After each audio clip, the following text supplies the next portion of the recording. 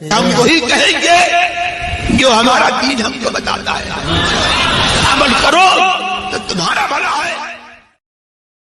ظاہر سی بات ہے اعلیٰ حضرت کا نام لیے بغیر تو چلے گا نہیں، الحمدللہ ہم کو نہیں چلتا ہے، اعلیٰ حضرت کا صدقہ کھاتے ہیں اور انشاءاللہ کھاتے رہیں گے، اللہ کرے ہماری قیامت تک آنے والی نسلیں کھاتی رہے۔ ایک بات آپ کو بتاؤں، لوگوں کے ذہن کو موڑا جاتا ہے، بگاڑا جاتا ہے، یعنی رد کرنے سے کیا ہوتا ہے؟ حالانکہ مسلک اعلیٰ حضرت میں نے پہلے کہا یہ اسلام کا مقدس گلدستہ ہے۔ آپ کو امام احمد رضا کی تحریر میں دیوبندیت، وہابیت، قادیانیت، رافضیت کا رد بھی نظر آئے گا، امام احمد رضا کی تحریر میں بے نمازی کا رد بھی نظر آئے گا، ڈھول تاشا بجانے والوں کا رد بھی نظر آئے گا، مروجہ تعزیہ داری کرنے والوں کا رد بھی نظر آئے گا۔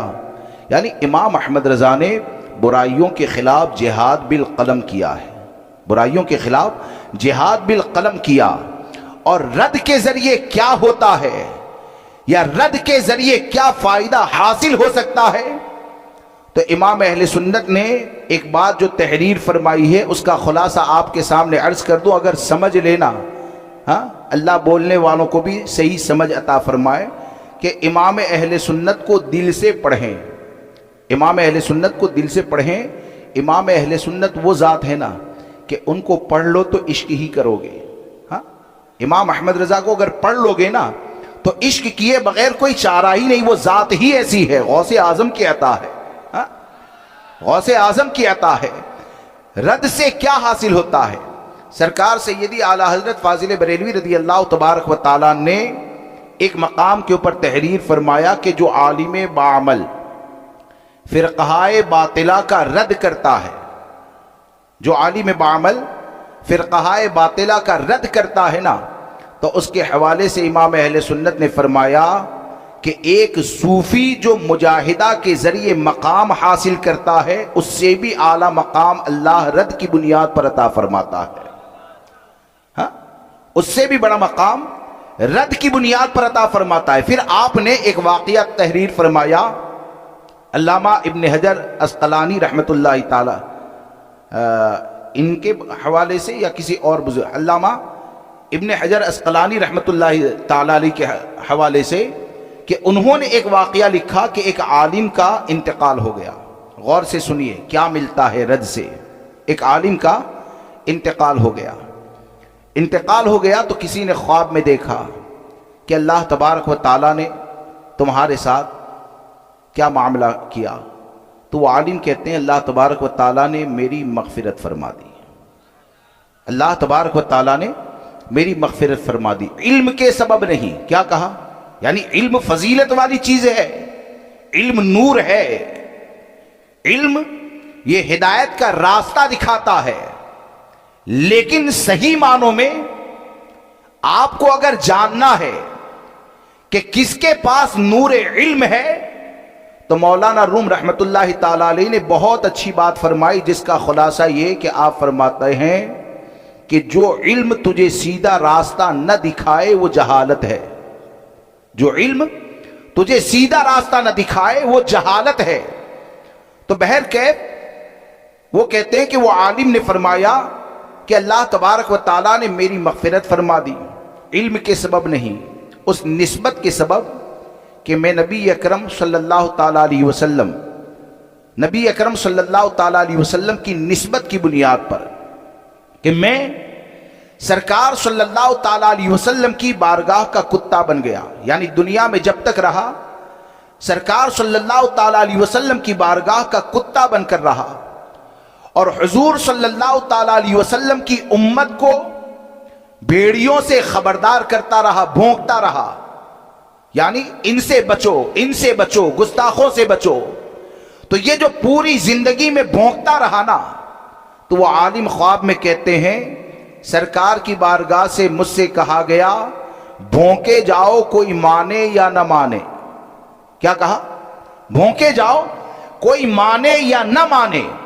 پھر امام اہل سنت فرماتے ہیں کہ لاکھ ریاضتیں لاکھ مجاہد قربان، لاکھ ریاضتیں لاکھ مجاہد قربان کہ ایک صوفی کو جو مقام مجاہدے کی بنیاد پر حاصل ہوتا ہے، ایک عالم کو رد کی بنیاد پر اللہ وہ مقام عطا فرماتا ہے۔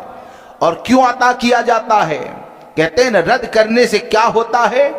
اعلیٰ حضرت کو پڑھیں کہ اعلیٰ حضرت فرماتے ہیں کہ یہ مقام اس لیے عطا کیا جاتا ہے کہ جب ایک صوفی عبادت کرتا ہے تو نہ تو اس کے کان کو کوئی تکلیف دیتا ہے، نہ اس کی آنکھ کو کوئی تکلیف دیتا ہے، نہ اس کے سر کو کوئی تکلیف دیتا ہے۔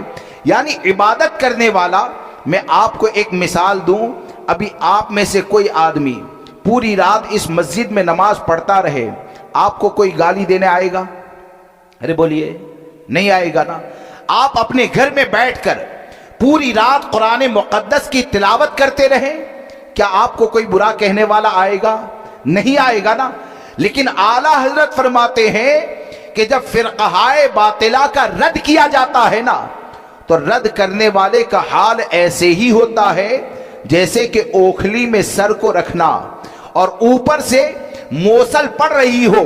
یعنی آپ کہنا یہ چاہتے ہیں کہ جب ایک عالم امت کو بچانے کے لیے باطل فرقوں کا رد کرتا ہے اور اس رد کے بدلے میں کوئی اسے گالی دیتا ہے، کوئی اسے تکلیف پہنچاتا ہے، کوئی اسے پریشان کرتا ہے، تو امام احمد رضا فرماتے ہیں کہ رب کی رضا کے لیے یہ جو تکلیفیں اٹھائی جاتی ہے تو اللہ تبارک و تعالی صوفی کا مقام یہ رد کرنے والے کو عطا فرماتا ہے۔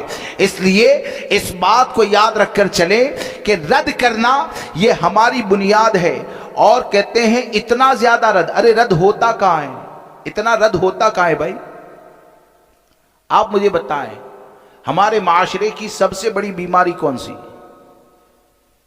ہمارے معاشرے میں ابھی جو سب سے بڑی بیماری جو مجھے نظر آتی ہے وہ کیا ہے؟ مجھے یہ نظر آتی ہے تقریباً ہر شہر کا معاملہ، بد مذہبوں سے تعلق۔ بیماری ہے کہ نہیں؟ اس کو بیماری تو ماننا پڑے گا نا، یہ بیماری تو ہے۔ اب کہتے ہیں نماز کے، یقیناً نماز کے بارے میں بولے، روزے کے بارے میں بولے، حج و زکوٰۃ کے بارے میں بولے، حرام سے بچانے کے، اور بولتے ہی ہے علماء اہل سنت۔ ارے مسلک اعلیٰ حضرت کے دائرے میں جو آ جائے گا نا تو انشاءاللہ عقیدے کی بھی اصلاح ہوگی، عمل کی بھی اصلاح ہوگی۔ ہاں، عقیدے کی بھی اصلاح ہوگی، عمل کی بھی اصلاح ہوگی۔ اور یہ جو کہا جاتا ہے اتنا زیادہ رد کیوں، تو میں اپنا تجربہ یہ کہہ رہا ہوں کہ آپ کو سب سے زیادہ، یعنی سب سے بڑی بیماری کوئی نظر آئے گی تو وہ بد مذہبوں سے تعلق کی بیماری نظر آئے گی۔ آپ کو ایک طبقہ، یعنی اچھا خاصا طبقہ نماز کی پابندی کرنے والا بھی مل جائے گا، آپ کو ایک اچھا خاصا طبقہ داڑھی رکھنے والا بھی مل جائے گا، آپ کو ایک اچھا خاصا طبقہ زکوٰۃ ادا کرنے والا بھی مل جائے گا۔ لیکن آپ اگر سروے کریں گے تو میری بات سے متفق ہوں گے کہ اہل سنت و جماعت میں بہت چھوٹا طبقہ ایسا ہے جو بد مذہبوں سے بچتا ہے۔ تو جب سب سے بڑی بیماری آج کے وقت کی یہ ہے کہ لوگ بد مذہبوں سے تعلق رکھتے ہیں، ان کے ساتھ گھال میل کرتے ہیں، تو یقین جانے آج سب سے اہم خدمت یہ ہے کہ لوگوں کو بد مذہبوں سے بچایا جائے۔ اگر وہ بد مذہبوں سے بچ جائے گا تو میرا تو ماننا یہ ہے کہ جس سنی کو آپ نے دیوبندی وہابی سے بچا لیا اور ہمیشہ کے لیے اگر وہ باطل فرقوں سے کٹ گیا نا تو انشاءاللہ یہ ایسا عمل ہے کہ دیوبندی وہابی کا بائیکاٹ کرنے والا کبھی بے نمازی نظر نہیں آئے گا۔ کیوں نظر نہیں آئے گا پتہ ہے؟ آج کے وقت میں سب سے مشکل عمل کیا ہے؟ سب سے مشکل عمل کیا؟ سب سے مشکل عمل میری سمجھ یہ ہے کہ مکمل طور پر اندھیرا اجالا تنہائی گھر رشتہ دار کہیں بھی رہے، مکمل طور پر جو دیوبندی وہابی کا بائیکاٹ کرتا ہے نا تو یہ سب سے مشکل عمل ہے۔ کون سا ہے؟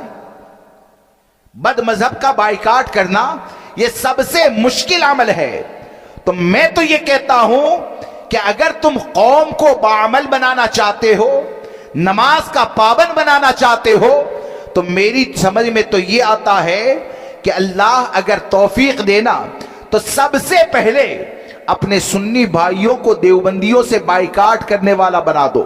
اگر سنی جب دیوبندی کا بائیکاٹ کر لیں گے تو جب رب کی رضا کے لیے سب سے مشکل کام کر لیا تو کیا وہ مسجد کے لیے نماز میں نہیں آئے گا؟ جب رب کی رضا کے لیے سب سے مشکل کام کر لیا تو کیا زکوٰۃ کو ادا نہیں کرے گا؟ جب رب کی رضا کے لیے رشتہ دار سے ٹکرانے کے لیے تیار ہے، شہر سے لڑنے کے لیے تیار ہے، چچا اگر دیوبندی ہے تو اسے چھوڑنے کے لیے تیار ہے، تو آپ مجھے بتائیں کیا وہ نمازوں کا پابند نہیں ہوگا؟ حقیقت یہ ہے کہ آپ اگر کام کرنا چاہتے ہیں تو اپنے آپ کو تسلف فی الدین کے اندر آگے بڑھائیں. اگر متسلب سنی بن گئے تو انشاءاللہ حال اور معاملہ یہ ہوگا کہ وہاں پر آپ کو عمل کی بہاریں بھی نظر آئے گی. اور اگر تسلف فی الدین نہ رہا، تسلف فی الدین اگر نہ رہا تو نماز کی پابندی کرتے رہیں اور نماز پڑھنے کے بعد آپ باہر نکلنے کے بعد دیوبندی کے ساتھ چائے ناشتہ کرتے رہے. یہ جو مسلک کہتے ہیں نا، میں ان کو حدیث کے ذریعے بتاتا ہوں، سمجھاتا ہوں کہ پڑھیں، مطالعہ کریں، امام اہل سنت کو پڑھیں کہ اگر نماز پڑھیں کہ ایک آدمی 5 وقت مسجد میں نماز کے لیے جاتا ہے اور نماز پڑھنے کے بعد باہر نکلے دیوبندی وہابی کے ساتھ تعلق رکھتا ہے، وہ رات میں تہجد پڑھتا ہے، 2:30 بجے اٹھے گا، دیوبندی کے ساتھ جا کر ناشتہ کرتا ہے، تو آپ مجھے بتائیں کیا نماز پڑھ لینے سے، یا یہ کہ نماز کی پابندی تو کرتا ہے، تو نماز کی پابندی کے ساتھ اگر دیوبندی کو گلے لگائے گا تو کیا اس کا ایمان خطرے میں نہیں ہوگا؟ جب ہمارے آقا صلی اللہ تعالی علیہ وسلم نے فرما دیا ایاکم و ایاہم لا یضلونکم ولا یفتنونکم، کہ تم ان سے دور رہو، ان کو اپنوں سے دور رکھو، کہیں وہ تم کو گمراہ نہ کر دے، کہیں وہ تم کو فتنے میں نہ ڈال دے، تو کیا سمجھ میں آیا کہ نمازی بنے تو ایسے بنے کہ نماز کی پابندی بھی کرے اور ساتھ میں دیوبندی وہابی کا بائیکاٹ کریں، شریعت کے دیگر احکام پر عمل کریں اور بد مذہبوں کا بائیکاٹ کریں. اگر یہ دونوں چیزیں تم نے اپنے اندر پیدا کر لی، اور خاص کر کے اگر دیوبندیت، وہابیت، رافضیت، بلکہ جتنے بھی فرقہائے باطلہ ہے ان تمام فرقوں کے فتنوں سے اگر بچ گئے، ان سے تعلق ختم کر دیا، تو انشاءاللہ وہ عمل ایسا ہوگا بقول امام احمد رضا کہ انہیں جانا، انہیں مانا، نہ رکھا غیر سے کام، للہ الحمد میں دنیا سے مسلمان گیا. اس لیے شریعت کی پابندی کریں، رمضان المبارکہ کا ادب و احترام کریں. میں اسی پر اپنی بات کو ختم کرتا ہوں. اللہ تبارک و تعالی مجھے آپ کو سب کو کہنے سننے سے زیادہ عمل کی توفیق عطا فرمائے. بولنے میں جانے انجانے اگر مجھ سے کوئی بھی غلطی ہو گئی ہو تو آپ سب کو گواہ بنا کر دل کی گہرائی سے توبہ کرتا ہوں. استغفر اللہ ربی من کل ذنب واتوب الیہ، لا الہ الا اللہ محمد رسول اللہ صلی اللہ تعالی علیہ وسلم. السلام علیکم ورحمۃ اللہ. سبحان اللہ.